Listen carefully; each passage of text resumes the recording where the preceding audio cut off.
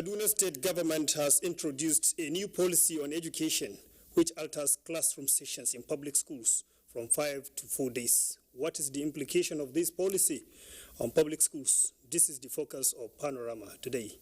I am Suleiman Regachkum.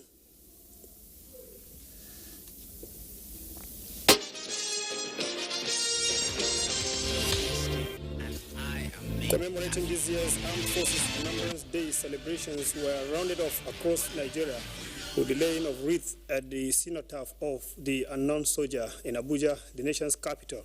The symbolic annual ritual held at the National Arcade was presided over by President Muhammadu Buhari. State House correspondent Adam Sambo reports.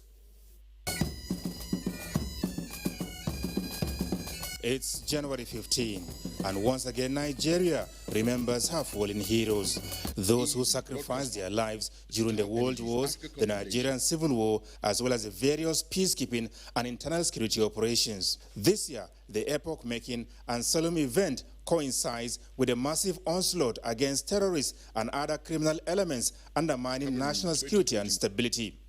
The Buhari presidency is determined to ensure that a security-challenged Nigeria is not handed over to the next administration. And at the last count, over 20,000 Boko Haram fighters have surrendered to the nation's troops, and thousands have been neutralized in the northeast, where peace is gradually being restored, while bandits in the northwest, now designated as terrorists, are being dealt with in the language they understand. More goals messed it up. Let's quickly look at a flutter wave moment of the match in association with Guinness. Let's see that as it comes through. At the that has to be one of the 3 goals for the Super Eagles score today. This was a really good one. A befitting honor not only to the fallen heroes of Nigeria, but also those currently embedded in the various theaters of operation to protect and defend the nation's integrity. The president was joined by Vice President Yemi Osinbajo, Senate President Ahmed Lawan, Speaker Femi Bajabiamila of the House of Representatives, Chief Justice of Nigeria, as well as the Minister of Defense and the Minister of State for the FCT. There were also the Chief of Defense Staff, Service Chiefs, and the Inspector General of Police, as well as representatives of the Diplomatic Corps, the Nigerian Legion, and widows of the fallen heroes. Men, all are to rise.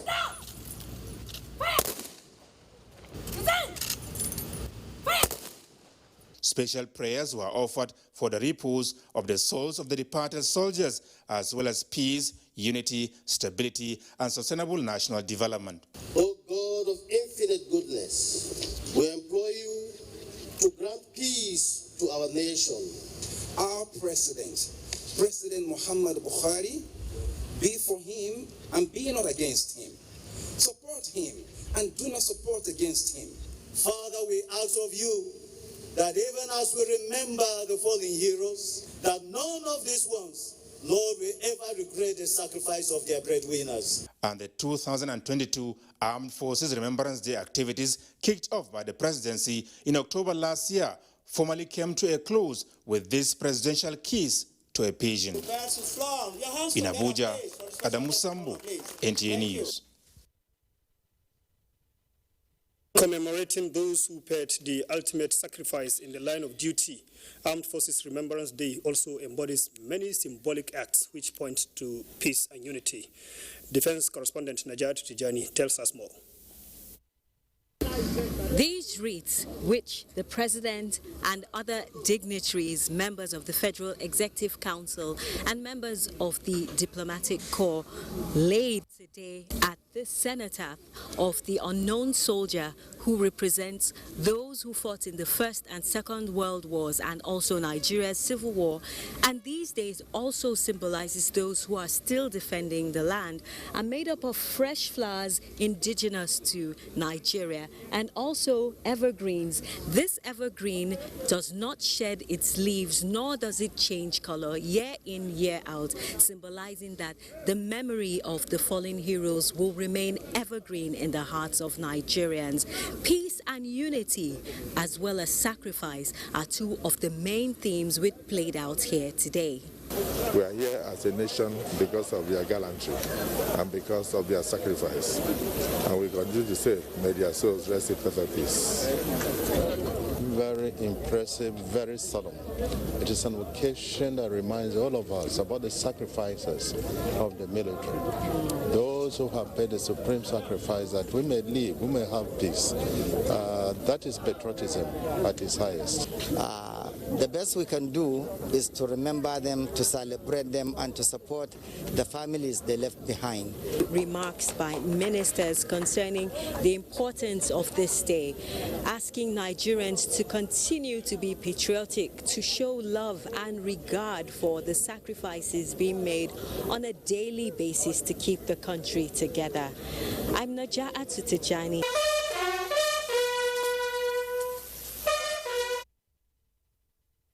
Other Nigerians to celebrate sacrifices of the nation's fallen heroes. The occasion provides platform for Governor Nasir Ahmed El-Rufai to seek for public support to security agencies to end insecurity in the country. Haruna Muhammad reports. This year's Armed Forces Remembrance Day is characterized by usual wreath laying on the tomb of unknown soldiers who died to keep the country united. The welfare we get cannot meet our demands. So we are calling the government to look into it, and we are calling on the government to equally look into the welfare of our widows that have no thing to rely on. It was preceded with parade by military and Nigerian Legion, Kaduna State.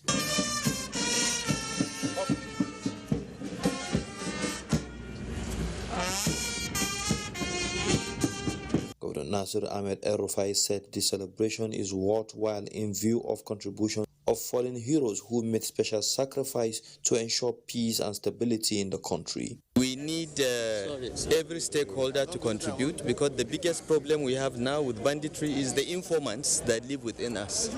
And I think it is important that for community leaders, religious leaders, not only to raise their advocacy, but to also watch out for people that seem to be spending a lot of money without any clear means of livelihood. 3-gun salutes and release of pigeons symbolizes peace in the land. Haruna Mohammed, NTA News. We have to discontinue from our Kaduna Network Center at the moment as Panorama now continues in Abuja. I'm Ayodeji Makinde. Theater Commander, Joint Task Force, Northeast Operation Command, Hadin K, Major General Christopher Musa, says troops of the command successfully repelled ISWAP attacks on some communities as 5 terrorists were neutralized and anti-aircraft guns recovered from the criminal elements. Memuna Garba reports. Following up surge of ISWAP activities recently, 3 communities in the southern part of Borno were attacked, with a recent one in Biu Saturday afternoon. Confirming the attacks, Theater Commander Operation Hadinkai, Major General Christopher Musa, said the attacks on southern part of the state was due to intensified onslaught in northern Borno. Hence, the terrorists moved to the southern part to conduct isolated attacks. We know it was just an action as part of what I said to divert attention and also to look for funds from their foreign, but we are sure we remain focused and we're going to get them. And to tell you the truth, the same group that did that tried their luck this evening. They're the same group that moved to go and attack Biu today. And unfortunately, they met their Waterloo. The theater commander, however, confirmed that 2 people were killed by the terrorists while fleeing Buratai during the attack last Monday, and some houses burned on Friday night in Kautikari. He said the southern part will also be fortified to prevent the terrorists from carrying out their dastardly acts. I want to call on Nigerians to understand that we're fighting a good cause. We're fighting for Nigeria's survival, for Nigeria to develop. So all Nigerians will put out on the deck and support the military. General Musa warned those collaborating with the terrorists to desist, as the military will decisively deal with them. In Maiduguri, Memuna Garba, NTA News. Ebonyi State Police Command has recorded another feat in the fight against crime with the rescue of 32 children from traffickers in the state. Ijama Peter has the details. Relations Officer Lovett Order said the command rescued 32 underage children who were trafficked from different parts of the country for forced labor and sexual exploitation. She said in the course of investigating the whereabouts of one Miss Chidera Wankwo, whose case was reported by the mother, useful statement was made to the police, and that led to the rescue of 32 children by operatives from a hideout at Oposi Umohara.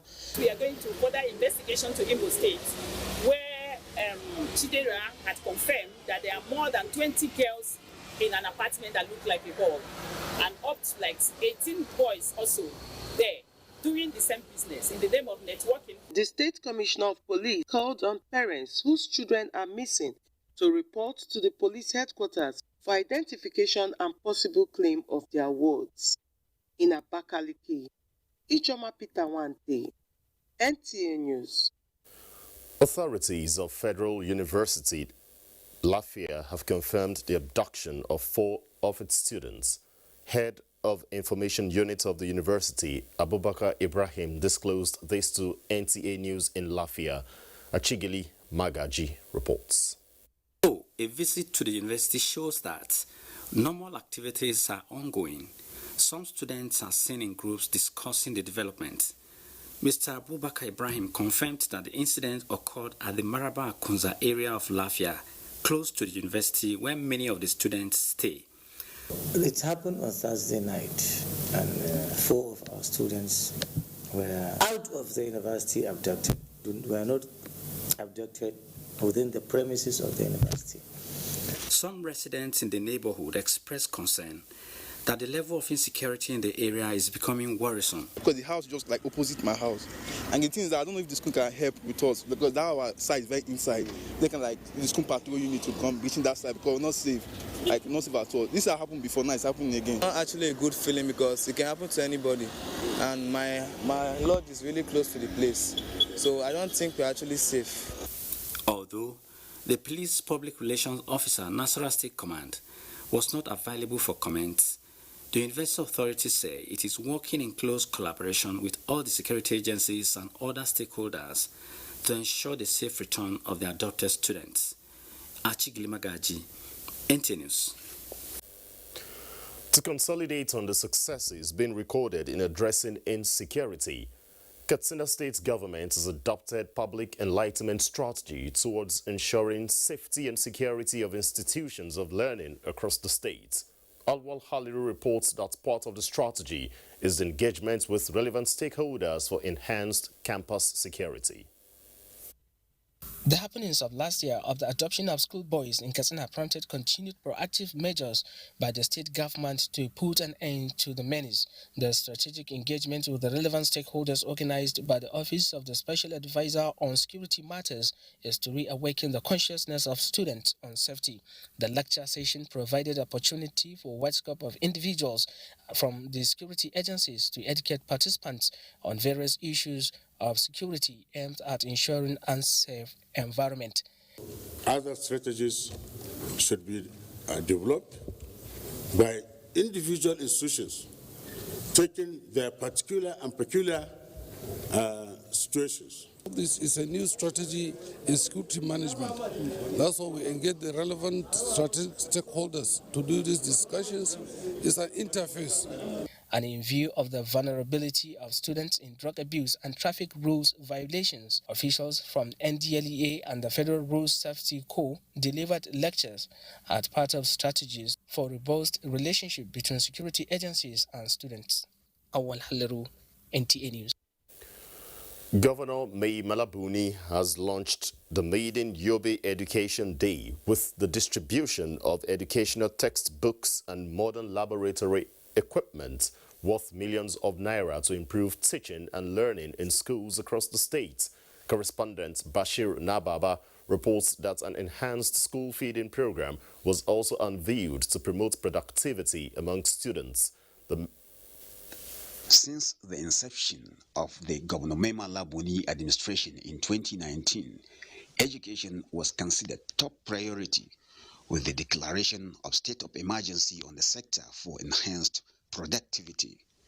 launching the education support initiatives, Governor Mema Labuni says his administration is bringing education to the front burner in order to make quality education affordable and accessible to the children of the poor. He recalled with satisfaction commendation given to Yobe State by the British government through its ambassador to Nigeria for the successes recorded in repositioning the education sector over the years. The impressive performance of our students in national examinations is a positive indication to our collective efforts to equip the future generations with the required prerequisites for self-actualization, good citizenship, and a prosperous future for the state. The education sector in Yobe State is one area that suffered the most during the years of Boko Haram insurgency, with schools being targets for destruction by the insurgents. This scenario has, however, changed by the combined efforts of governments, non-governmental organizations, and international donor agencies, with the sector witnessing increased stability and enrollment. From Damaturu, Bashir Nababa, NTA News. We're now pause.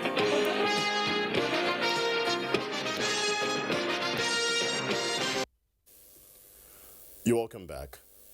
The alteration of class sessions from 5 to 4 days in public schools in Kaduna State by the Kaduna State government has taken effect from Friday. However, boarding students are taking advantage of the days off to engage in personal developments to fill the gap. Suleiman Regachikun reports that primary school pupils and day secondary school students are underutilizing the additional one-day holiday.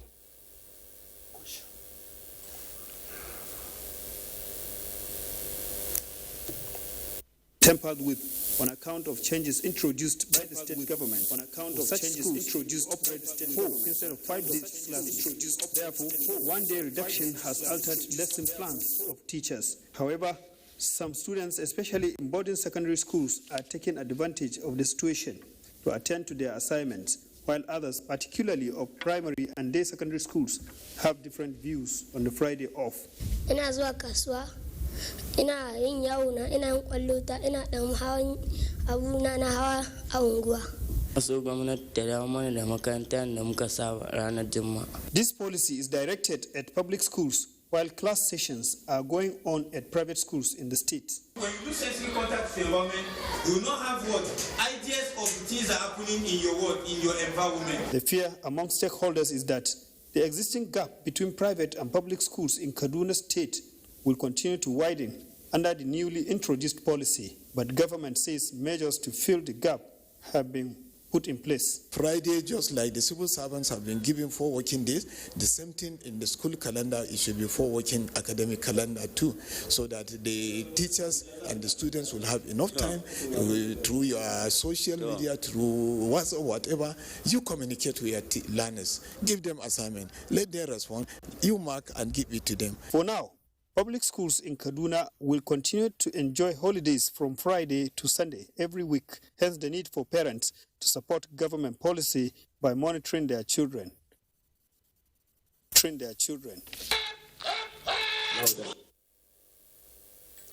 Radar reports by Suleiman Regachikun lays the foundation for our discussion, as I'm being joined now by an educationist from our Kaduna Network Center, Dr. Abdullahi Tafida. Thanks for joining us on Panorama. Let's have your own perspective on this developments of course, we're having 4 days now instead of the usual 5 days. Thank you very much. And this is a very good policy. And Kaduna State government has based its policy based on 3 objectives. Number 1 is to boost productivity. Number 2 is to improve on the work life, and number 3 is to allow workers to spend more time with their family. So you find out if Kaduna State has based its objective on these 3, I think it is well and good.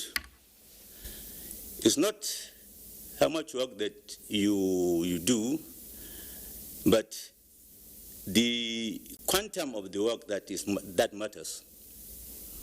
The workers need to have a relaxed mind, and the workers must also be with their family, and also the productivity must yield result. For example, now look at a public government, whereby the idea today is to move us from at least, can I say that analog system to at least digital system, where you find out 10 people will work on an issue, only 2 people can do that work. Fida, I haven't said that. If you can still hear me very well, this policy, it seems to be only for public schools. Private schools are still running 5 days, and before then there's been this argument about the gap between public and private schools. Now that they run 4 days and the private schools are running 5 days, will it not worsen the gap in terms of education quality? It wasn't anything. It's just a matter of simple arithmetic. If in 5 days you are producing X ton of your product, the idea is to know how many hours that you are producing. Now the number of time or the hours has now been decreased. So you have to make a small arithmetic and find out how many hours are you now going to spend. There is nothing harm about it. So it's just a matter of simple arithmetic that we are taught in primary school, secondary school, and in our universities. Educationists, what advice would you give the Kaduna State government in terms of improving quality education both at the private and public schools? Now, as an educationist, Dr. Tafida, what advice would you give Kaduna State government as they really bid to improve the quality of education in both private and public schools? Private and public. To be missed. When we are doing this e-learning, nothing has been missed. And also, coronavirus has exposed us that we are not yet ready. Now we must be ready to move.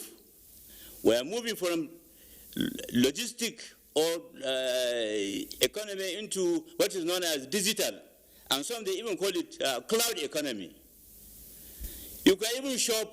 You can sell your goods even without the shops. Look at a mechanizer. There are some tires that even if you step on nails, I think that tire would melt your nail, and you see the person by the roadside, I think he has to get another job. You look at the globalization, look at the faces. We are supposed to be on the first pages in Nigeria, but we are lagging behind. That's why we have to move. We cannot stay stagnant like that. We have to move. We don't want change, and we must accept change, whether we like it or not. Dr. Abdullahi